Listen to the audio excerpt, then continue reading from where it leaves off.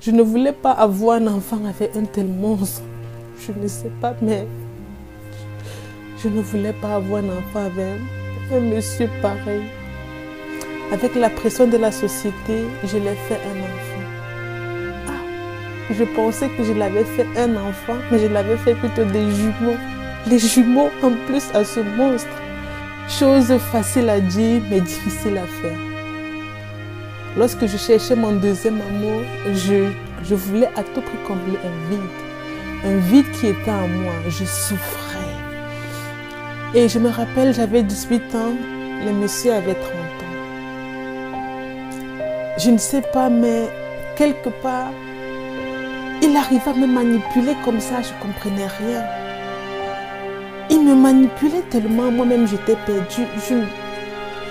Je ne comprenais pas. Il y avait des choses que je faisais, je me demandais, attends, mais Maïva, qu'est-ce que tu fous? J'acceptais des choses uniquement pour qu'il puisse m'aimer. Parce que, avec mon premier amour, j'étais réellement moi, mais il ne m'aimait pas comme je voulais qu'il m'aime. À un moment donné, il m'aimait vraiment, mais lorsque ça avait commencé à bien aller entre lui et moi, ma famille nous a séparés. Et avec mon deuxième amour, je me suis dit, ah mais non, là, je vais commander la mort. Parce que j'en avais marre de souffrir, j'en avais marre d'être malheureuse, j'en avais marre d'être seule. Et lorsque j'avais rencontré ce deuxième amour, je me suis dit, ah mais non, je vais faire tout et tout pour te garder auprès de moi. Mais le monsieur, il était tellement rusé. Il était déjà non seulement très âgé plus que moi, mais j'avais l'impression qu'il anticipait tout ce que je voulais dire, tout ce que je faisais, et j'étais toujours prise au piège. Et je me retrouvais toujours à faire des choses que je ne voulais pas faire. Je me retrouvais toujours à accepter des choses que je ne voulais pas uniquement pour qu'il m'aime. Uniquement pour ça. À l'intérieur de moi, c'était un vide. À l'intérieur de moi, c'était brûlant. Et je me disais, pour que cet homme-là m'aime, pour que je puisse faire de mon deuxième amour l'amour de ma vie, je dois faire tout et tout pour qu'il m'accepte. Mais commander l'amour ne mène jamais nulle part. Commander l'amour ne... Commander l'amour.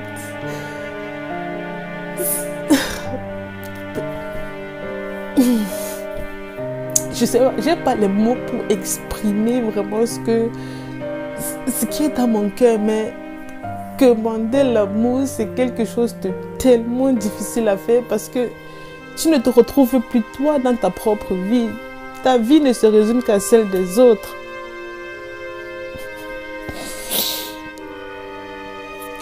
En fait, dans la quête de l'amour, nous découvrons juste des frontières de notre propre cœur. Et nous apprenons à commencer à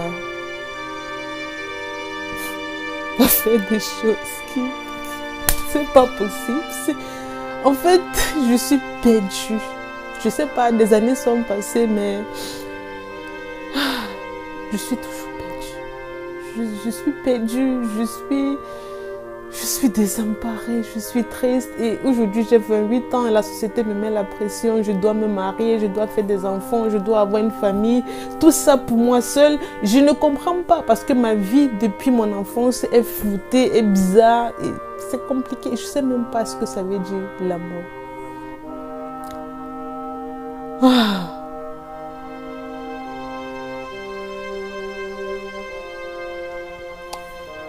Le deuxième amour, c'était un enfer. Il me battait.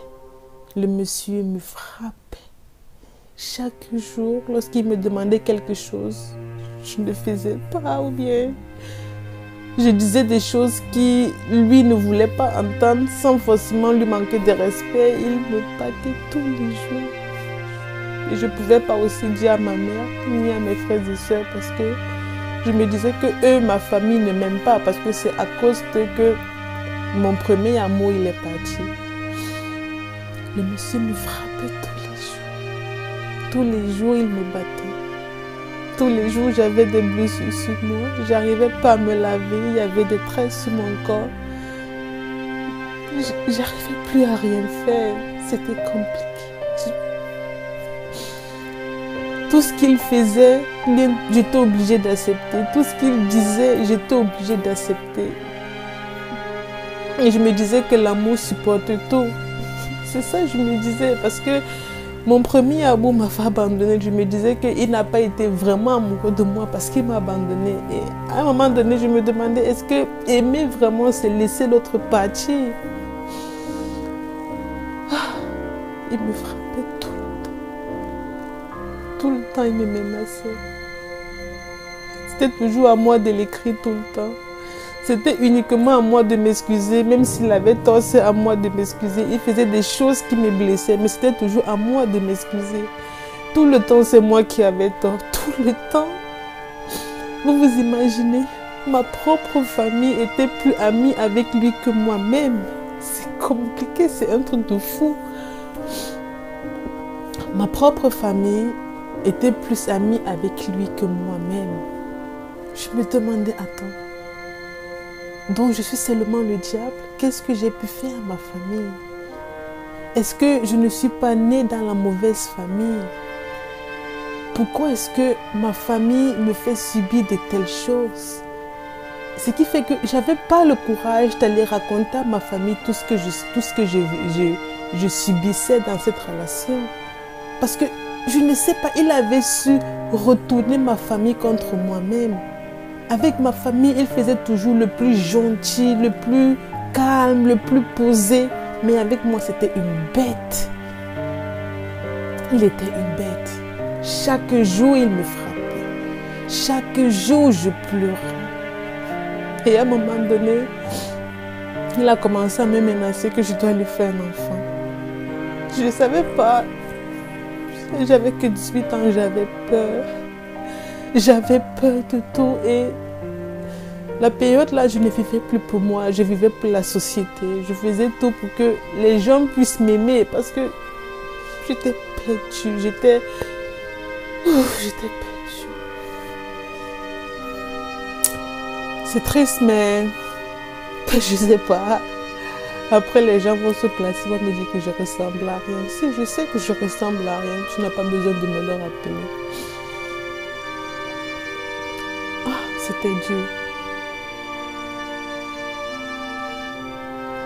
Et lorsqu'il avait commencé à me menacer que je dois lui faire un enfant, c'était tout ce que je ne voulais pas.